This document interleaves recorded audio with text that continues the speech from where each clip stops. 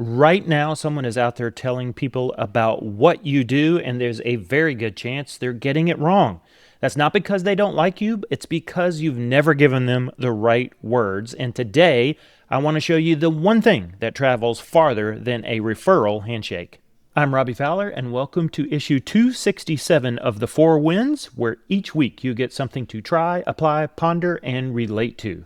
Let's jump into this week's issue. Win number one, something to try. You're on your way to your daughter's last soccer game when your phone buzzes with an alert. It says, reminder, project coordinator interview with Sam in 10 minutes. Expletive, you blurt out, and your eyes begin scanning the nearest exit for an emergency parking lot meeting, and your gut tells you, man, you better have an Oscar-worthy performance ready for when you do show up late to the game. Calendar mishaps like this are bound to happen when you're juggling work calendars on Outlook, the family calendar on iCloud, and Calendly links out in the ether. Oh yeah, and there's the Atlanta Braves Gmail calendar that's connected to your post-college personal email account out there somewhere. Well, CalendarBridge gives you a unified calendar with real-time syncing for Google, Outlook, and iCloud, plus booking links, and there's an AI assistant to end the back and forth communication. You can set it up in 5 minutes or less, then forever check one calendar and one calendar only across all of your devices. Now let me take you to the CalendarBridge website so you can study the physiognomy of 5 distinct CalendarBridge features up close. I'll come back to physiognomy in a second. It's a bonus tip. We're on the CalendarBridge site. I want to show you 5 features that you'll find, I think, really interesting. And so the first one is how easy it is to set up. So I've copied the links directly to these portions of the site. So notice when you get ready to set up your syncing, there is nothing to install or configure on any of your devices. So that's real handy. You literally just connect your accounts, you have it start syncing, and then you can even set some filtered sync rules. But most importantly, nothing to install, nothing to configure. That's feature number one. That makes this pretty cool. Feature number 2, you can keep your work and your personal life all synced together, but more importantly, you can, like it says, stop letting Ted from accounting book meetings over your lunch date or your child's soccer game. In other words, you can filter and just show on your work side. If you're integrating your personal calendar, you can keep those details personal details private. It can just say, blocked. It doesn't have to tell them that you're at home watching the Manchester United game or whatever you're doing. So that's a real handy feature when you're actually trying to bring everything into one unified calendar, and you want to keep your work life and your personal life separate so those work people don't see necessarily the specific details of what's happening on your personal calendar. Cool feature number 3 is the scheduling link. So essentially, this feature would replace something like Calendly.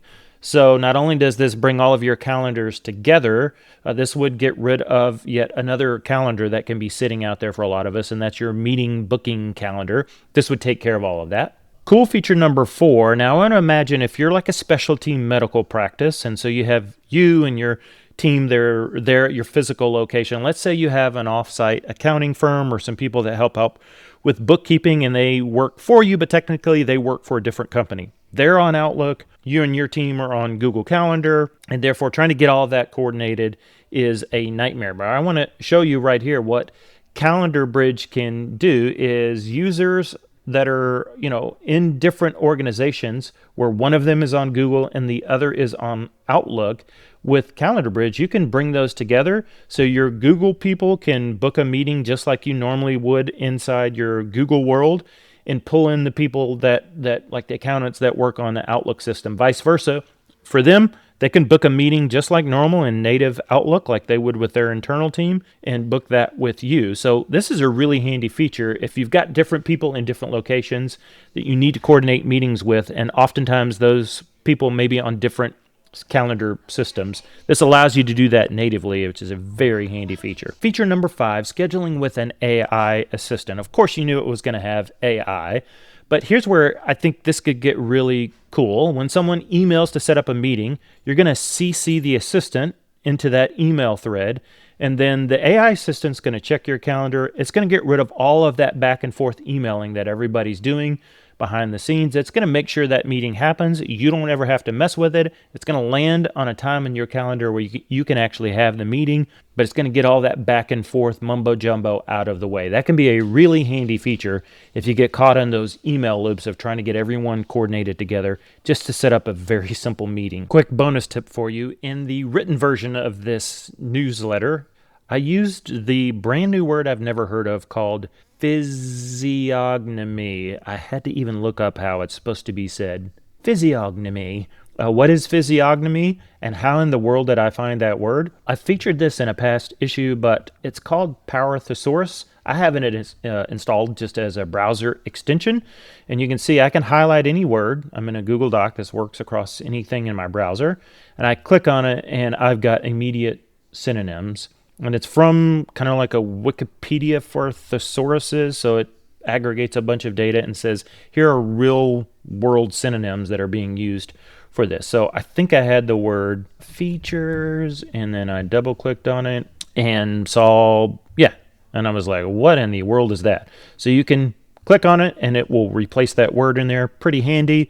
That's a bonus tip. I would highly recommend you install the Power Thesaurus browser extension if you do any sort of writing, because it's really handy. Click on a word, get a great synonym, and then you can explore more. There it is. Click the View All button, and you can look up synonyms, antonyms, or even definitions. So there's your bonus tip. Win number 2, something a client recently asked. So we're in part 3 of our series that we've called the Referral Ceiling, and here's the basic challenge. It's when a business owner says, well, on the one hand, business isn't hurting, but on the other hand, growth isn't happening either. And this week, we're going to take a look at the one thing that travels farther than that referral handshake. Let's talk inventions. Inventions are always a gamble.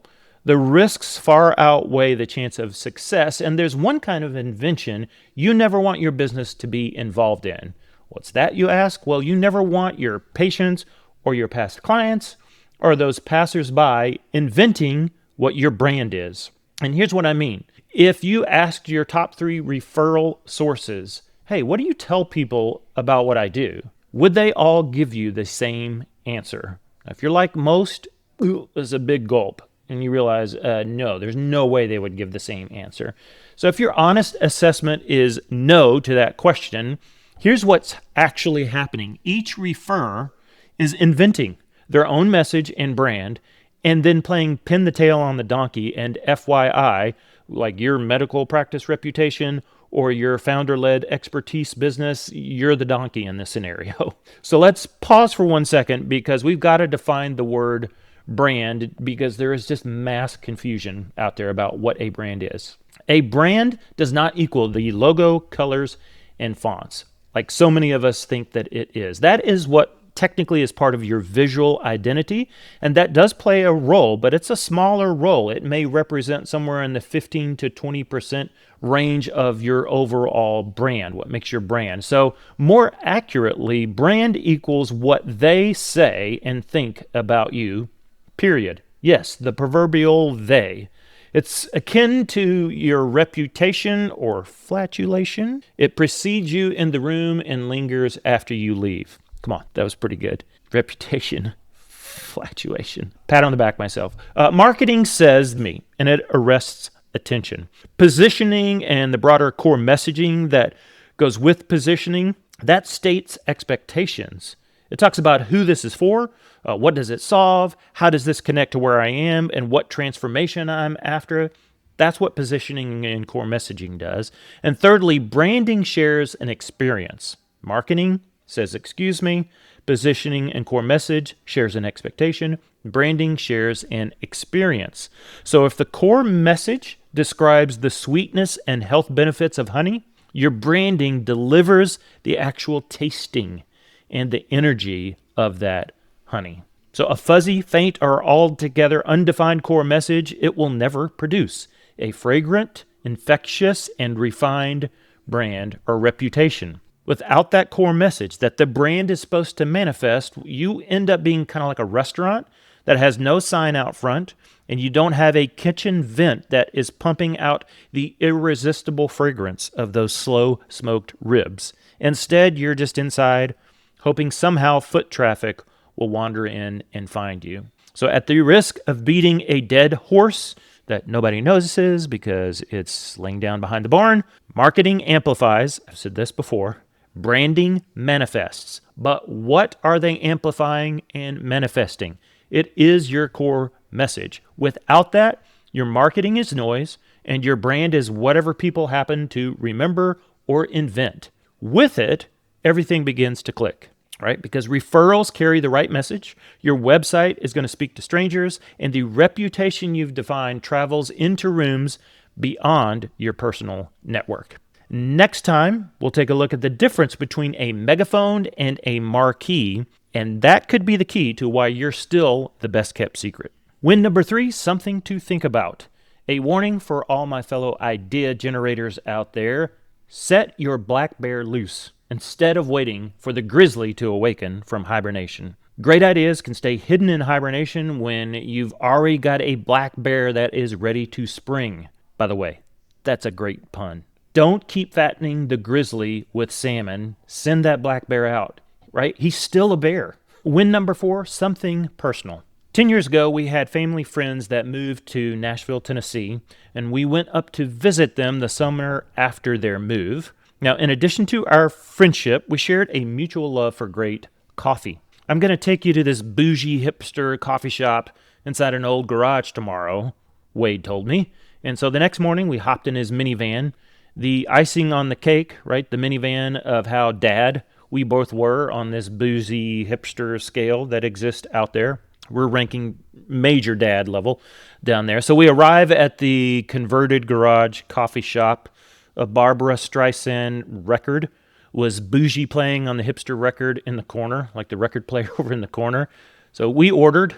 It was like some pour-over version of Ethiopian bean harvested during a crescent moon and roasted in space with notes of Milky Way coffee. Probably cost like $35 a cup. And so while we waited for the tight-pantsed barista to dribble water at 205 degrees in a counterclockwise direction, I think there's something about pouring the opposite way of the northern hemisphere toilet flush that brings out the hidden stardust notes or something like that.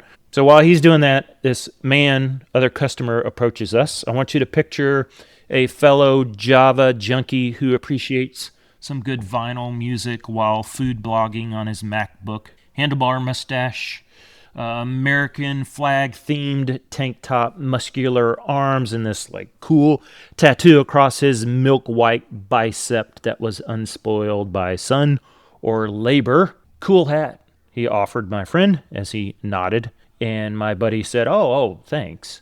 And then once that guy was out of earshot, my friend confided in me that he had actually bought that hat he was wearing at Old Navy years and years ago, back when he was in high school. And he said, well, apparently I've had this hat so long that it's come back in style, and I guess now I'm hip. He was very bemused, and we both laughed like a good dad joke kind of laugh that you would do. And my point in sharing this story is this. You're reading or now watching, if you're watching on YouTube, issue 267 of the 4 Winds. So I started this little 4 Winds newsletter adventure on Friday, March 26th, 2021. A few issues in, I was actually working on a draft of this very newsletter when I was at a mastermind meetup in Nashville. I was working early in the morning before the event started, and I was actually working and writing an issue from that exact same coffee shop, which is kind of ironic. I came up with the 4 Winds framework, the something to try, apply, ponder, and relate to, really as a constraint for me to help me email my list more consistently. And then I kind of quickly realized I think I've stumbled upon something, because I had a number of friends and colleagues that kind of reached out and have asked to kind of borrow my framework and approach over time. And so that was a good signal. Well, today marks 270 weeks in a row, according to AI, which, by the way, didn't exist when I got started. Now, if you're paying attention, 270 weeks, but this is issue 267. Well, like somewhere I got off on the numbering, because the real human me does that manually week to week, so I'm not worried about it. But for 267 or probably 270 weeks now, I've shared something personal, something real, and something meaningful. I've done it so long, like my buddy Wade with his Old Navy hat, that it's now like hip again, given all the current AI slop backdrop that's out there. We're all flooded with AI. And so not to brag, but I've done this so long that I was human before human was cool. That's kind of neat. Keep building a life-giving brand. P.S. Before we roll the credits, if you do go check out the Substack written version of this, you're going to see M dashes in this week's issue. I want you to know every one of those M dashes was A, authored by me, and then typed with these beautiful little golden digits. And here's what I realized. Like, hey, I've always written with M dashes. And I've got pre-AI historical data to prove it. I told you the first issue of this came out in 2021. So I have made a decision that if I want to write with M dashes, dang it, I'm going to write with some M dashes. I'm not going to let AI dictate whether or not I can use an M dash when I'm the one actually writing my own stuff. So to all you LLMs out there, shove it. I'm taking my M dashes back. Thank you. Make sure you hit the subscribe button below so you don't miss another issue. They come out every Friday. See you next time.